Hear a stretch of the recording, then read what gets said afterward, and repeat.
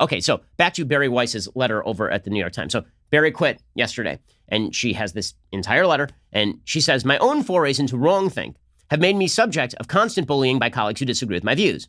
They've called me a Nazi and a racist. I've learned to brush off comments about how I'm, quote, writing about the Jews again. Several colleagues perceived to be friendly with me were badgered by coworkers. My work and my character are openly demeaned on company-wide Slack channels where masthead editors regularly weigh in. There, some coworkers insist I need to be rooted out if this company is to be truly inclusive, while others post axe emojis next to my name, presumably because they want her axed. Still, other New York Times employees publicly smear me as a liar and a bigot on Twitter with no fear that harassing me will be met with appropriate action. They never are. There are terms for all of this: unlawful discrimination, hostile work environment, constructive discharge. I'm no legal expert, but I know this is wrong. I do not understand how you have allowed this kind of behavior to go on inside your company, in full view of the paper's entire staff and the public. And I certainly can't square how you and other Times leaders have stood by while simultaneously praising me in private for my courage. Showing up for work as a centrist and at an American newspaper should not require bravery. This is Bari Weiss writing to the publisher of the New York Times. Part of me wishes I could say my experience was unique. But the truth is that intellectual curiosity, let alone risk-taking, is now a liability at the Times. Why edit something challenging to our readers, or write something bold, only to go through the numbing process of making it ideologically kosher when we can assure ourselves of job security and clicks by publishing our 4,000th op-ed arguing that Donald Trump is a unique danger to the country and the world. And so self-censorship has become the norm. What rules that remain at the Times are applied with extreme selectivity. If a person's ideology is in keeping with the new orthodoxy, they and their work remain unscrutinized. Everyone else lives in fear of the digital Thunderdome.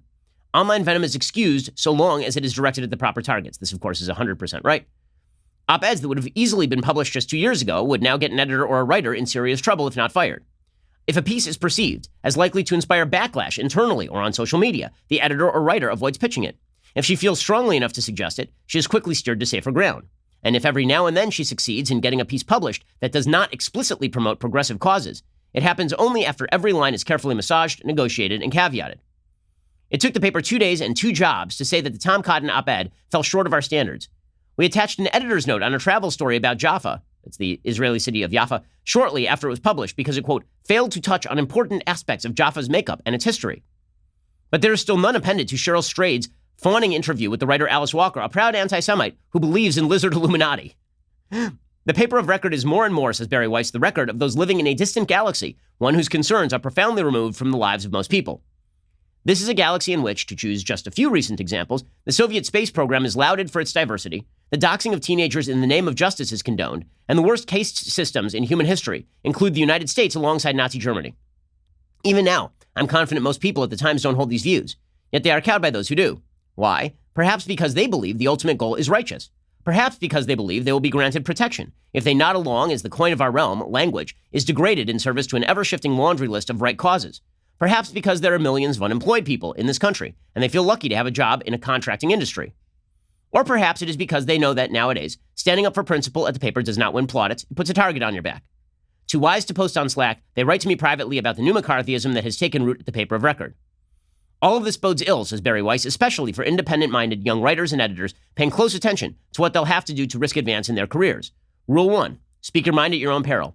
Rule 2, never risk commissioning a story that goes against the narrative. Rule 3, never believe an editor or publisher who urges you to go against the grain. Eventually, the publisher will cave to the mob, the editor will get fired or reassigned, and you'll be hung out to dry.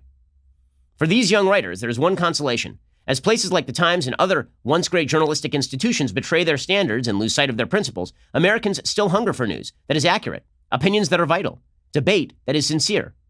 I hear from these people every day. An independent press is not a liberal ideal or a progressive ideal or a democratic ideal. It's an American ideal, you said a few years ago. I couldn't agree more. America is a great country that deserves a great newspaper. Is Bari Weiss writing again to the publisher of the New York Times on her way out, just setting fire to the place. None of this means that some of the most talented journalists in the world don't still labor for this newspaper.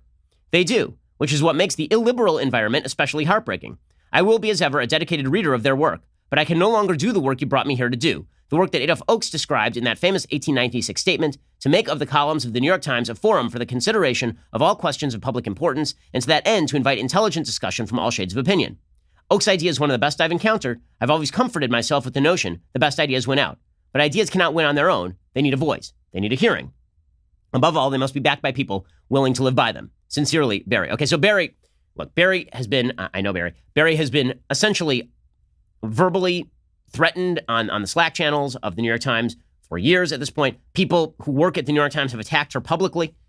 Again, I run in publication. If my writers were attacking each other on openly, like in the media, or even back channel, if there were a Slack board where somebody was just getting routinely beaten up, those people would be fired.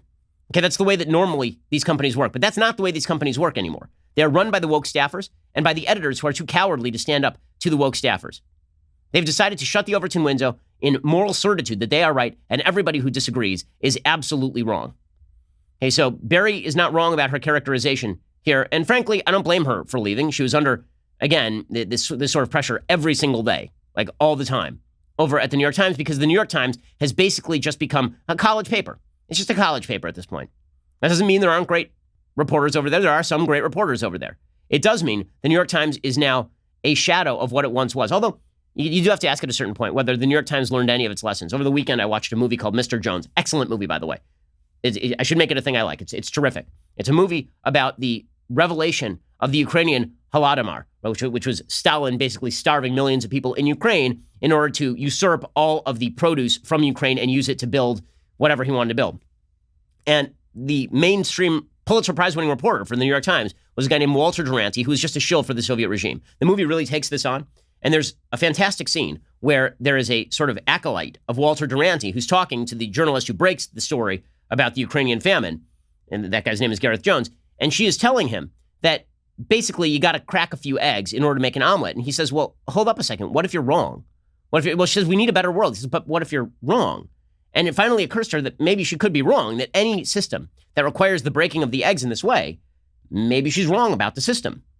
Well, over at the New York Times, they have never let go of the certainty that they are right about the system. It's just a new brand of right about the system. Walter Duranty was sure that the communists were right, and so he was willing to overlook the Ukrainian famine. And now you have a group of people over at the New York Times, the woke staffers, who hate America so much.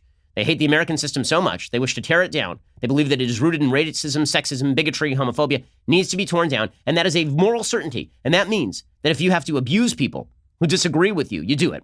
If it means you have to basically passive-aggressively threaten people at your own publication, you go ahead and you do it, because you have the moral high ground. And it doesn't matter who has to suffer in order to make that happen. It doesn't matter if the Overton window has to shut. The Overton window shouldn't even exist. It shouldn't exist. There's one approved opinion, and it is the only approved opinion.